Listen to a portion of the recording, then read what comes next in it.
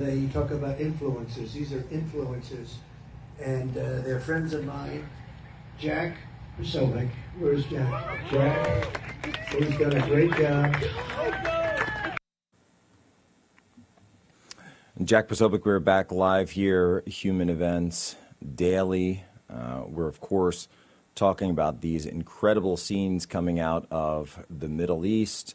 We're looking at President Trump on his way back now from the Middle East aboard Air Force One. Folks, we're not able to do this special coverage 24/7 all around the world without you supporting us. And the way you can support us the best is supporting our partners. So I want all Patriots right now within sound of my voice to go to patriotmobile.com/Poso. Give them a call if you like at 972-PATRIOT, and you will now receive a free month of service with promo code POSO. Look, we all know that in today's day and age, you need cell phone coverage. You need to have the ability to connect, to participate in today's social life, to participate in cultural life, economic life. The best way to support us is to make sure that you're supporting people who support your values. And you can do that with Patriot Mobile. So go to patriotmobile.com/Poso. Again, patriotmobile.com/Poso. Support our ability to continue this coverage for you, not only of the special peace deal here today, but then tomorrow we'll be at the White House and covering the Presidential Medal of Freedom to my friend, the guy whose show used to come on right before here, Charlie Kirk. I want to bring back on Roger Stone now. Roger, President Trump made some comments just a few moments ago in Egypt. He said, they said World War III was going to kick off in the Middle East, but that's not going to happen on my watch. So President Trump, he has this incredible ability to simply directly state the obvious, and even though you're not supposed to, and drive right towards it. Roger, do you believe that President Trump's moves here will see a return to stability for the region? Look, I think there's going to be bumps along the way because that's how world affairs are. But at the end of the day, I think he has achieved what could become a lasting peace. This is an amazing act of strength.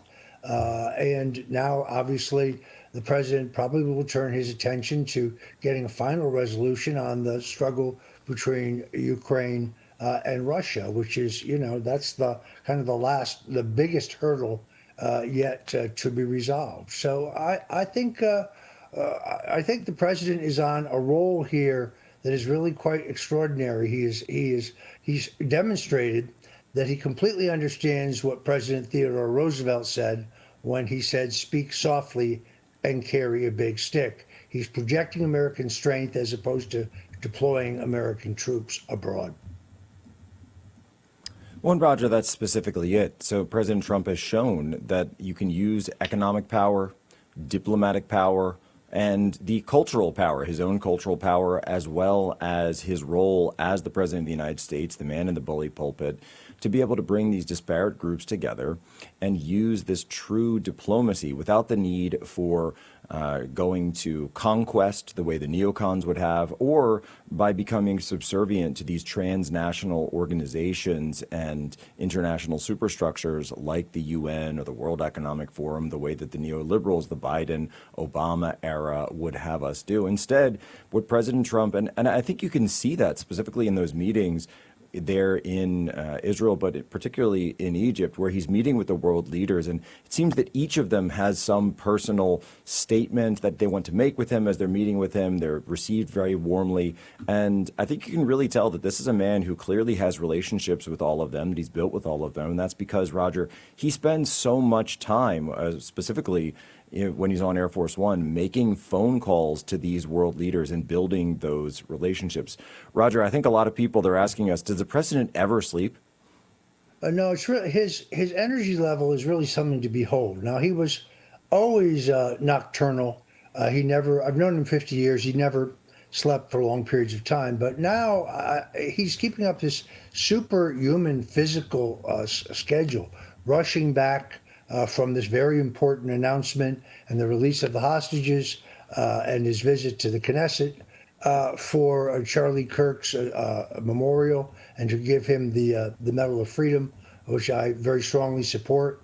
I'm still in shock about the vicious political murder of our ally and brother Charlie Kirk. But it shows that he keeps his word. His energy level is extraordinary. And by the way, not only do I think he not sleep, he doesn't like when others do, because he will sometimes call you at 2 o'clock in the morning and say, you weren't sleeping, were you? Not me.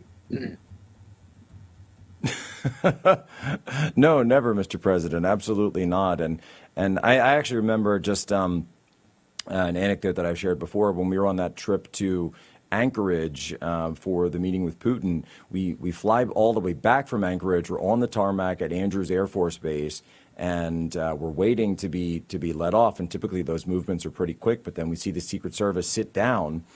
I say, we've been traveling all day. What's the Secret Service sitting down for? Those guys obviously know something is up. Then Caroline Leavitt comes back to where we're sitting and says, sorry, folks, we're going to be a few more minutes. The president is on the phone. It's 2 in the morning, and he's still on the phone with world leaders, and he doesn't want to have to hang up and reconnect. So we're going to wait here until the phone call is done. Roger, we sat there for another 45 minutes because he just couldn't stop working. Well, look, he was the most successful developer in Manhattan real estate for a reason.